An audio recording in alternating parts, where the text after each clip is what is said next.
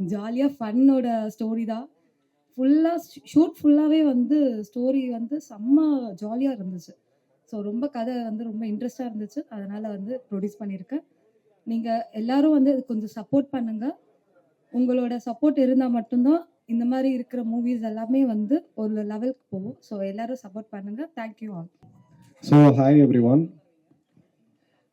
Music டைரக்டராக first நான் introduce ஆன படம் வந்துட்டு அலப்பற கிளப்புறம் ஆக்சுவலி. அண்ட் இதில் ஒரு லீட் ரோல் பண்ணியிருக்கேன். ஸோ படம் வந்து பார்த்தீங்கன்னா லைக் பிரியா செட் லைக் ரொம்ப ஜாலியாக ஃபன்னாக லைக் நிறையா கேரக்டர்ஸ் இன்வால்வ் ஆகி லைக் ஒரு மாதிரி ஃபன்னாக போகும். அண்ட் மியூசிக் வைஸ் லைக் சுச்சுவேஷன்ஸுமே லைக் வந்து பார்த்தீங்கன்னா லைக் லவ், அதுக்கப்புறம் மிக்சட் எமோஷன்ஸ், அதுக்கப்புறம் ஒரு ஃபோக் சாங் மாதிரி லைக் மிக்சடாக அசார் நான் வந்து எல்லா லைக் எமோஷன்ஸுமே ஸ்கிரிப்டில் இன்வால்வ் பண்ணி ஸோ ஒர்க் பண்ணுறப்போ அவரோட ரொம்ப லைக் ஒரு மாதிரி லைக் என்தூசியாஸ்டிக்காக ஹாப்பியாக மோட்டிவேஷனலாக இருந்துச்சு. தேங்க்ஸ் அசார்னா ஃபார் திஸ் ஆப்பர்ச்சுனிட்டி. அண்ட் இந்த மூவி வந்துட்டு கண்டிப்பாக ஒரு நல்லபடியாக பெரிய அளவில் வரும் ஷியோராக. அண்ட் அதில் வந்து மியூசிக்கில் என்னோட பார்ட் வந்து ரொம்ப பெருசாக இருக்கும். ஸோ எல்லாருமே வந்து தியேட்டர்ஸில் பார்த்து லைக் என்ஜாய் பண்ணணும் அப்படின்ற மாதிரி சொல்லிட்டு கேட்டுக்கிறேன். And thank you so much again for this opportunity. So means a lot. Thank you. இனிய காலை வணக்கம். எங்கள் அழைப்பை ஏற்று வந்திருக்க பெரியோர்கள், ஊடக நண்பர்கள், உறவினர்கள், நண்பர்கள் எல்லாருக்கும் எங்களோட நன்றியை தெரிவிச்சுக்கிறேன். அலப்பற கலப்புறம் பேரே விஷயத்த சொல்லிடும். பார்த்தீங்கன்னா இந்த டீம் வந்து ரொம்ப யங் அண்ட் எனர்ஜெட்டிக் டீம். யார் ஸ்கூல் பையன், யார் காலேஜ் பையன், யார் ஆஃபீஸை கட்டடிச்சிட்டு வந்திருக்காங்க எதுவுமே தெரியல. சார் வந்தார் ஒரு நாள், வந்துட்டு அண்ணா படம் பண்ணுறோன்னு அப்படின்னாரு. சரிப்பா, கதை என்ன, அதெல்லாம் நான் பார்த்துக்கிறேன்னு. சரிப்பா, எத்தனை நாள் ஷூட்டிங்? இவ்வளோ நாள் தானே. எப்படிப்பா? அதெல்லாம் நான் பார்த்துக்கிறேன்னு அப்படின்னாரு. சரி போனோம். எது ராத்திரி எது பகல் அதுன்னு தெரில. கிடைக்கிற நேரத்தில் தூங்கினோம், கிடைக்கிற நேரத்தில் சாப்பிட்டோம். படம் ஆனால் உண்மையிலேயே அலப்பறையாக போச்சு. அவ்வளோ பியூட்டிஃபுல்லாக பண்ணியிருக்காரு. இந்த படத்தை நீங்கள் வந்து சப்போர்ட் பண்ணணும். இன்றைய சினிமா சூழலில் பார்த்தீங்கன்னா ரொம்ப ஒரு எளிமையான ஒரு ஒரு விஷயமுள்ள படம் தான் சக்ஸஸ் ஆகுது. அந்த மாதிரி ஒரு விஷயம் இந்த படத்தில் இருக்குது. நிச்சயமாக நாங்களும் அதுக்கு உழைச்சிருக்கோம். அசாரும் அதுக்கு வந்து வேலை செஞ்சுருக்காரு. இந்த படம் வெற்றியடைய உங்களோட சப்போர்ட் வேணும்.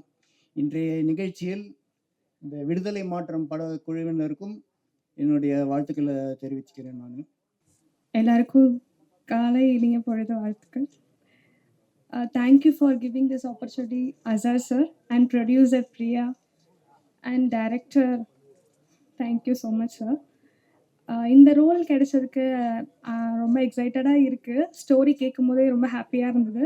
அலப்புற கலப்புறம்னு அந்த ஸ்டோரி சொல்லும் போதே மூவி ஷூட் ஃபுல்லாகவே சேம் அதே மாதிரி தான் அலப்புற கிளப்பிட்டு தான் இருந்தோம்.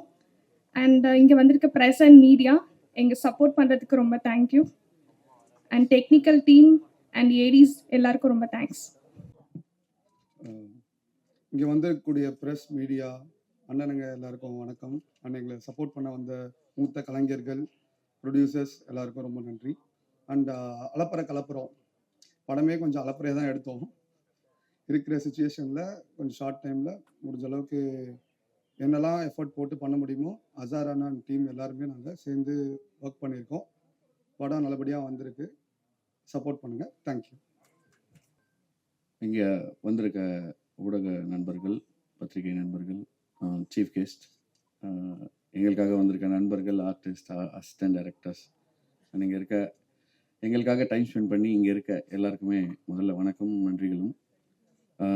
அலப்பற கலப்புறம் படம் டைட்டில்லாம் பயங்கரமாக இருக்குது, ஜாலியாக இருக்குது. ஷூட் ரொம்ப ஜாலியாக போச்சு, எல்லாமே ஓகே. ப்ரொடக்ஷன், கோ ப்ரொடக்ஷன் எல்லாத்தையுமே ஷேர் பண்ணிக்கிட்டோம், எல்லாமே ஓகே. ஃபர்ஸ்ட் ஆஃப் ஆல் இதை கொஞ்சம் தெரிஞ்ச நடிகர்களெல்லாம் அப்ரோச் பண்ணலாம் அப்படின்னு அப்ரோச்லாம் பண்ணும்போது பெருசாக உங்களுக்கு அவ்வளோ என்ன சொல்லலாம், எக்ஸ்பீரியன்ஸ் இல்லை.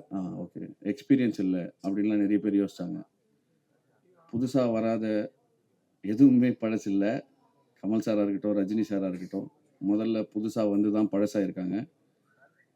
இங்கே இருக்கிற இயக்குநர்களும் அப்படி தான். நாங்கள் ரொம்ப எனர்ஜெட்டிக்காக இருக்கோம், புதுசாக வந்திருக்கோம், பழசாகவும் எக்ஸ்பீரியன்ஸும் ஆகும். ஆனால் நிறைய ஃப்ரெஷர்ஸ்க்கு நீங்கள் வாய்ப்பு கொடுக்கணும்.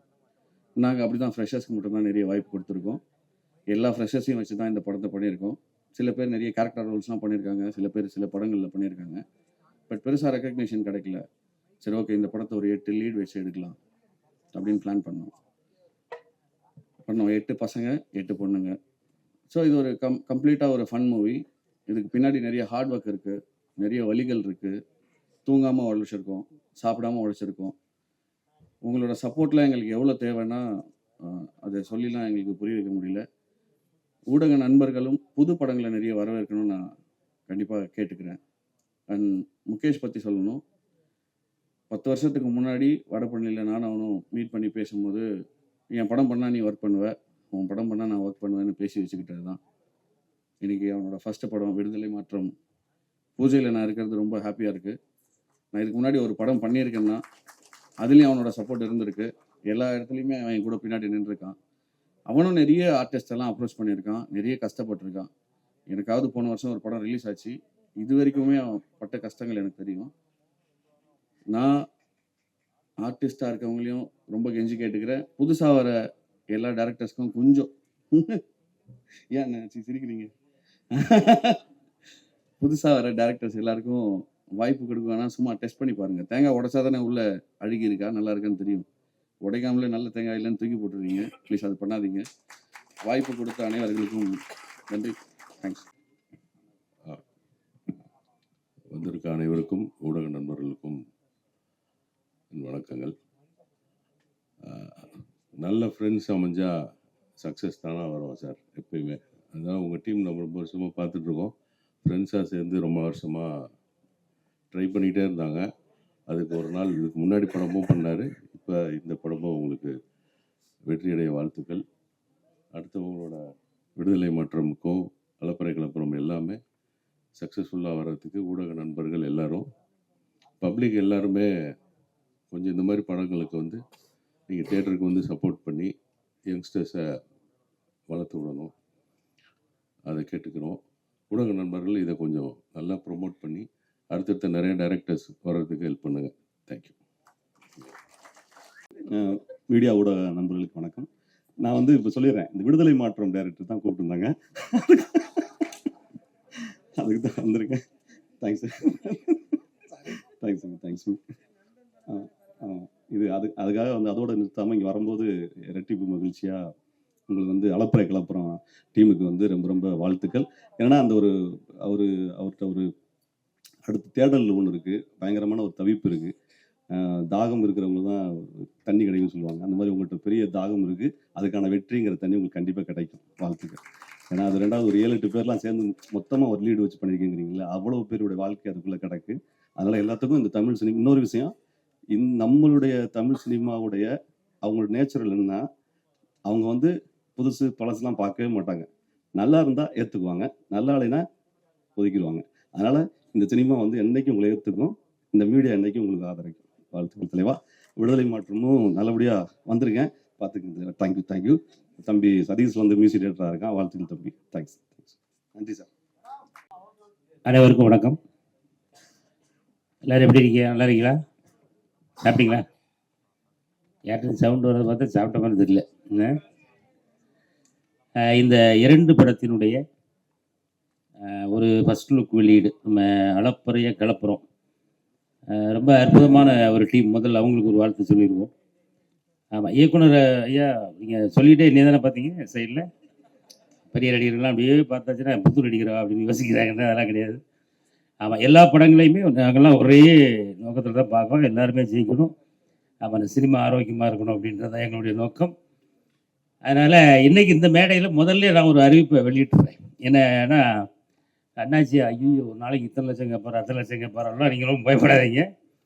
ஆமாம், இயக்குனர்கள் நல்ல கதையோட, நல்ல ஒரு தரமான காமெடி கதையோட, ஆமாம், அண்ணாச்சி எங்களால் இவ்வளோ தான் சம்பளம் தர முடியும் அப்படின்னு நீங்கள் சொன்னீங்கன்னா அந்த சம்பளத்தை வாங்கிட்டு நடிக்கிறதுக்கு நான் தயார்.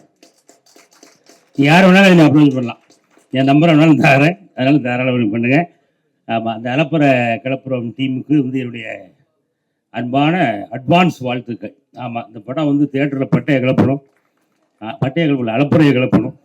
ஆமாம், அதனால் அதனுடைய வாழ்த்துக்கள். அப்புறம் நம்ம அடுத்த நம்முடைய படத்துக்கு வருவோம். விடுதலை மாற்றம். இயக்குனர் வந்து அவரும் என்னை அப்படி தான் அப்ரோச் பண்ணார்.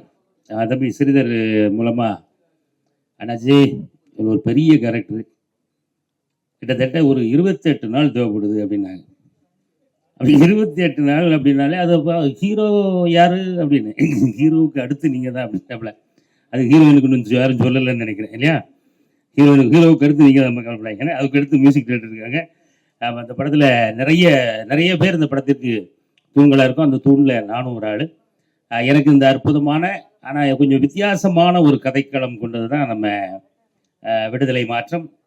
இதில் நானும் இருக்கிறதுல ரொம்ப மகிழ்ச்சி. கண்டிப்பாக விடுதலை மாற்றத்தில் நாங்களும் உங்களை சந்தோஷப்படுத்துகிற அளவுக்கு மிக சிறப்பாக இயக்குனருக்கு நான் நடித்து கொடுப்பேன் அப்படின்றதுல எந்த மாற்று கருத்தும் இல்லை. படமும் வெற்றி பெறணும், படத்தில் நடித்தவர்களுடைய வாழ்க்கையில் வெற்றி பெறணும் அப்படின்னு வாழ்த்தி அன்போடு வாய்ப்புக்கு நன்றி விடைபெறுகிறேன். நன்றி, வணக்கம்.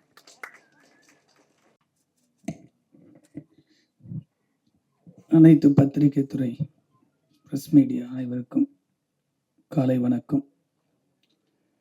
2 இயக்குனர்களை முதல்ல பாராட்டணும். அசாருதீன் அவர்களையும் முகேஷ் அவர்களையும்.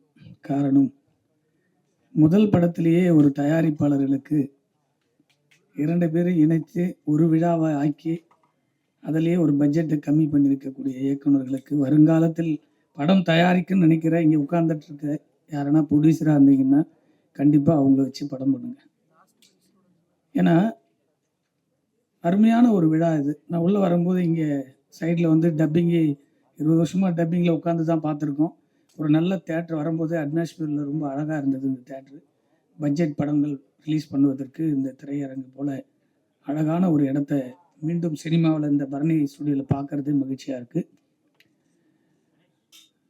தேங்காவிற்கும் உடைச்சா தானே அது நல்லதா கெட்டதா, உடைக்கே உடலைனா என்னன்றத இயக்குனர் அவர்கள் பேசுகிற போது ஒரு சின்ன சந்தோஷத்தில் அவர் பேசினாலும் அவருக்குள்ளுக்குள்ள இருக்க அந்த வலியை உணரக்கூடிய ஒரு இயக்குனராக நம்ம இருக்கிறதுனால அது புரியுது. ஆனால் அதையெல்லாம் கடந்து நீங்கள் வச்சிருக்கிற டைட்டில் அலப்பறை கலப்பறை, எல்லாரும் அலப்பறையோடு தான் இங்கே வந்திருக்காங்க. நம்மளுடைய நண்பர் ஒருத்தர் இருக்காரு பாருங்க, அவர் நடிகர் ஆகணும்னு பயங்கர அலப்பறை ஆயிட்டார். இயக்குனர் இருக்கும்போது வாழையை திறக்க மாட்டார். நடிகர் ஆகணும் அவருக்கு பொருத்தமான டைட்டில் அது. அதே போல் அந்த ஸ்டில் பார்க்கும்போது அத்தனை பேர் நடிச்சிருக்க ஒவ்வொரு கலைஞர்களுக்குள்ளேயும் எவ்வளவு தேடல்கள் இருக்கும். அந்த படம் வெளியே வந்தால் அவங்களுடைய என்ன சொல்கிறது, பணம் அதையெல்லாம் கடந்து அந்த பேர் புகைக்காக தான் நம்ம சினிமாவுக்கு வரும். யாரும் பணம் கோடி கோடியாக சம்பாதிப்போம் அப்படின்றத நினச்சி எந்த ஒரு ஆர்டிஸ்டும் சரி, எந்த ஒரு டெக்னீஷியனும் சரி வரதில்லை. தயாரிப்பாளர் மட்டும்தான் பணம் போட்டால் பணம் எடுக்க முடியுமான்ற நம்பிக்கையில் வராங்களே கண்டி. மற்ற எல்லாருமே ஒரு கலைஞனாக நாம் வெற்றி பெற வேண்டும், ஒரு ஃபெமிலியர் ஃபிகராக வர வேண்டும், ஒரு பெரிய டைரக்டராக வர வேண்டும், பெரிய மியூசிக் டைரக்டர் கனவுகளை சுமந்து தான். ஸோ இதில் இருக்கிறவங்க எல்லாரும் வந்திருக்காங்க. அந்த அலப்பறை கலப்பறை அந்த டீமுக்கு என்னுடைய மனமாற வாழ்த்துக்கள். இந்த படம் கண்டிப்பாக கலர்ஃபுல்லாக இருக்கும். பார்க்கும்போது டிசைனில் ரொம்ப அழகாக இருக்குது. உங்களுக்கு என்னுடைய வாழ்த்துக்கள். இன்னொரு விஷயத்தை இயக்குனர் முகேஷ் அவர்களோடு ஒப்பிட்டு, ஒரு இயக்குனரே ஸ்டேஜில் தன்னை பற்றி இல்லாமல் அந்த இயக்குனர் முதல் படைப்புக்கே அவ்வளோ ஒரு நட்பான ஒரு இலக்கணமாக திகழ்கிறத பார்க்கும்போது தமிழ் சினிமாவில் இன்னொரு மறுமலர்ச்சி இருக்குதா அப்படின்றத இன்னைக்கு இந்த ஸ்டேஜில் பார்க்குறேன். காரணம், டைட்டில் எனக்கு விடுதலை ரொம்ப பிடிக்கும். தமிழ் சினிமாவுக்கு ஒரு விடுதலை வேணுன்றதுக்காக நான் பல நாள் போராடிட்டு இருக்கேன், கத்திட்டு இருக்கேன். சங்கத்துக்கு ஒரு மாற்றம் வேண்டும் அப்படின்றதுக்காக தான் பல முறை பல ஆண்டுகளாக போராடிட்டு இருக்கோம். இதெல்லாம் எதுக்குன்னா, சுதந்திரமான சினிமா எடுக்கலாம் அப்படின்ற ஒரு உத்தரவாதத்தை தமிழ் சினிமாவில் ஒரு இயக்குனர் கையில கொடுத்துட்டாங்கன்னா அவங்க சுதந்திரமா ஒரு வெற்றி படத்தை எடுக்க முடியும். அப்படி சுதந்திரமா ஒரு படத்தை எடுக்கக்கூடிய நிலைமைக்கு அவங்களை உருவாக்கிட்டா தானாவே தமிழ் சினிமாவுக்கு ஒரு பெரிய மாற்றத்தை அடைய முடியும். அந்த விடுதலையையும் மாற்றத்தையும் ஒன்றாக இணைக்கக்கூடிய ஒரு பாலமாக இந்த டைட்டில் வச்சிருக்கக்கூடிய இயக்குனர் அவர்களுக்கு இதிலேயே ஒரு சமூகத்துக்கு ஒரு புரட்சியை உருவாக்க போறாருன்றத அதில் புரிஞ்சிருக்கு.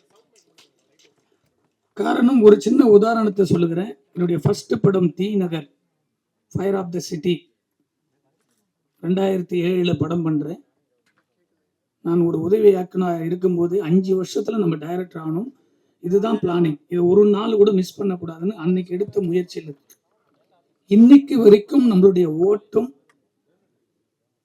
அது ஓடையிலிருந்து வர தண்ணியாவா இருக்கலாம், ஏரியிலிருந்து உடைச்சிட்டு வர தண்ணியாக இருக்கலாம், இல்ல கால்வாயிலிருந்து போற தண்ணியாக இருக்கலாம், இல்ல கடல்ல இருந்து பொங்கி அடிச்சு மேல வரக்கூட தண்ணியாக கூட இருக்கலாம். ஆனால் நீங்கள் ஓடிக்கொண்டே இருந்தால் அந்த வெற்றி என்பது யாராக இருந்தாலும் நிச்சயமாக உங்களை தடுக்க முடியாது. தடுக்கக்கூடிய சக்தியும் சினிமாவில் யாருக்கும் இல்லை. எத்தனையோ சங்கங்கள் இருக்கு, அந்த சங்கம்லாம் உங்களை தடுக்க முடியாது. ஒரு படைப்பை தடுக்கக்கூடிய சக்தி யாருக்கிட்டுமே இல்லை.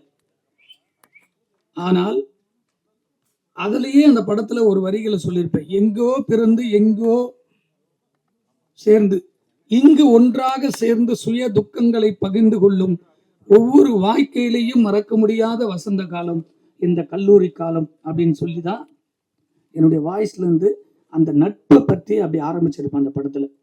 அந்த நட்பை ரொம்ப நாளைக்கு அப்புறம் ஒரு இயக்குனரே இப்போ இந்த பூஜைக்காக இருக்கக்கூடிய முகேஷ் அவர்களை பாராட்டுகிற பார்க்கும்போது, ஒரு வலிமையான சினிமாவில் ஒற்றுமை இருந்தால் எந்த படங்களும் சூப்பரா கொண்டு போய் திரையரங்களை சேர்த்து வியாபாரத்தை கொண்டு வந்த முடியும்ன்றதுதான் அந்த வரிகளை உருவாக்கியிருக்கும்.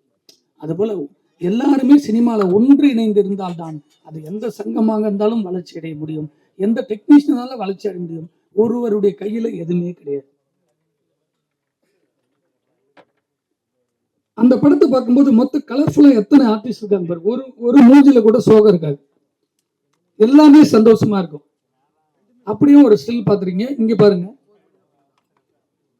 இந்த டைரக்டருடைய கனவுகள் பாருங்க எப்படி இருக்குன்னு பாருங்க. கொடி பார்த்திருப்பீங்க, அந்த கொடியில இருக்கிற கலர் பாருங்க,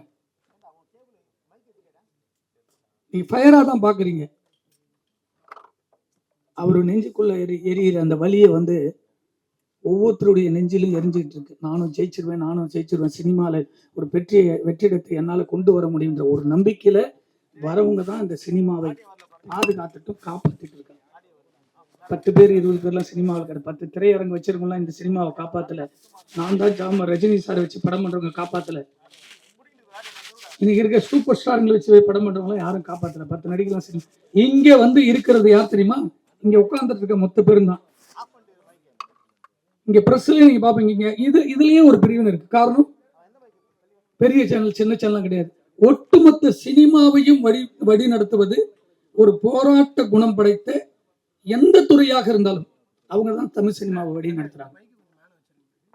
உதாரணத்துக்கு அவருக்கு ஒரு இவ்வளவு பெரிய ஆர்டிஸ்ட் வச்சு நடிச்சிருக்க இயக்குனருக்கு ஒரு மிடில் இருக்க ஒரு நடிகர் இந்த கதையை கேட்டு படத்தில் நடிச்சிருந்தாங்கன்னா அந்த படம் பூஜையிலேயே ஒரு 2 கோடி ரூபாய் வித்திருப்பார். இப்ப இந்த டைட்டில் விடுதலை மாற்றம் டைட்டில் மட்டும் இருக்கு.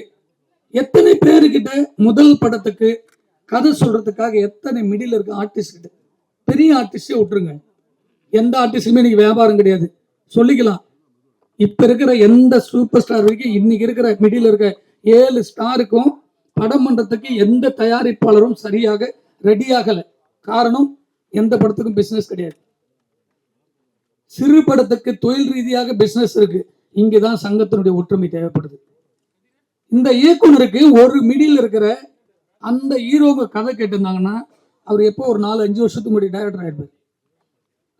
குறைஞ்சது ஒரு ஹீரோ குறைஞ்சது ஒரு 3 மாசம் ஃபாலோ பண்ணுவாங்க, விரக்தியில தூக்கி போடுவாங்க, இன்னொரு ஹீரோ கிட்ட போவாங்க, இன்னொரு ஹீரோ, அப்படி போய் போய் போய் போய் ஒரு ஸ்டேஜுக்கு அப்புறம் இவங்களாம் வேணாம், இந்த கதையை வெற்றி பெறும்ன்ற நம்பிக்கையில் வரவங்க தான் தமிழ் சினிமாவில் வரக்கூடிய நடிகர்களை உருவாக்கக்கூடிய இடத்துல ஒரு இயக்குனரும் ஒரு தயாரிப்பாளரும் இருக்கிறாங்க. சினிமால எவ்வளவு கலைஞரை உருவாக்கி உள்ள எவ்வளவு பேர் இருக்காங்க, லட்சக்கணக்கான பேர், 1-2 லட்சக்கணக்கான பேர் இருக்குங்க. ஆனா எனக்கு படம் இல்லை, வீட்டுல உட்காந்துட்டு நல்லா ஏசி போட்டுட்டு கதை கேட்கணும்னு சொல்லுவாங்க. கதை கேட்கும் போதே அந்த கதைக்கு அந்த ஜீவனுக்கு என்ன மனசுக்குள்ள சொல்ல வராருன்னே தெரியாமையே ஒரு 20 நிமிஷத்துல கதை சொல்லி முடிக்கிறீங்களான்னு 10 நிமிஷத்துல சொல்லி முடிக்கிறீங்களான்னு கேட்பாங்க. எப்படி சொல்லி முடிக்க முடியும்? ஒரு கதையை 2 மணி நேரம் உட்கார்ந்து ஒரு நடிகர் அதை கேட்கும் போதுதான் அதனுடைய ஃபீல் ஒரு 30% கிடைக்கும்.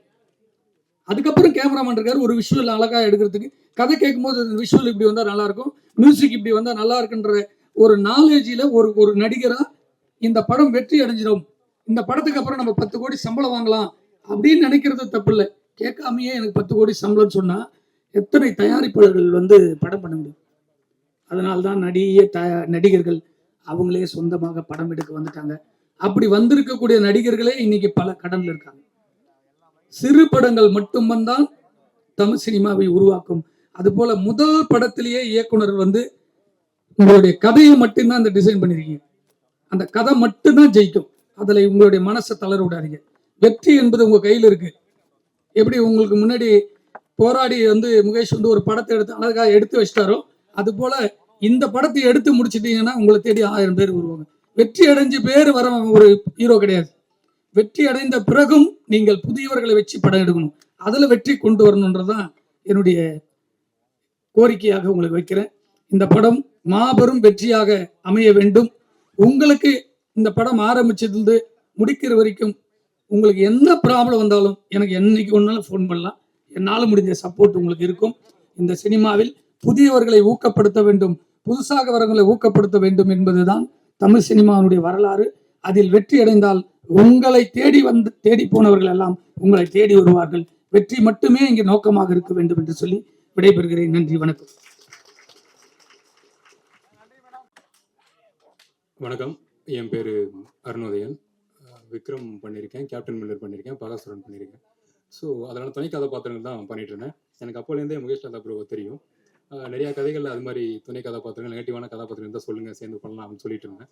இடையில விடுதலை மாற்றம் அப்படிங்கிற ஒரு ப்ராஜெக்ட் என்கிட்ட இருக்குது அப்படின்னு சொல்லிட்டு இருந்தேன். அதுலேயும் ஒரு கதாபாத்திரம் தான் நான் கேட்டிருந்தேன். ஸோ அப்படி இருக்கப்போ ஒரு தடவை என்கிட்ட ஸ்டோரி சொல்கிறேன் அப்படின்னு சொன்னார். சரி, ஓகே, அதுக்கு முன்னாடி இந்த போஸ்ட் மட்டும் காமிங்கன்னு சொல்லி போஸ்டர் காமிச்சார் ஸ்டோரிக்கு முன்னாடி.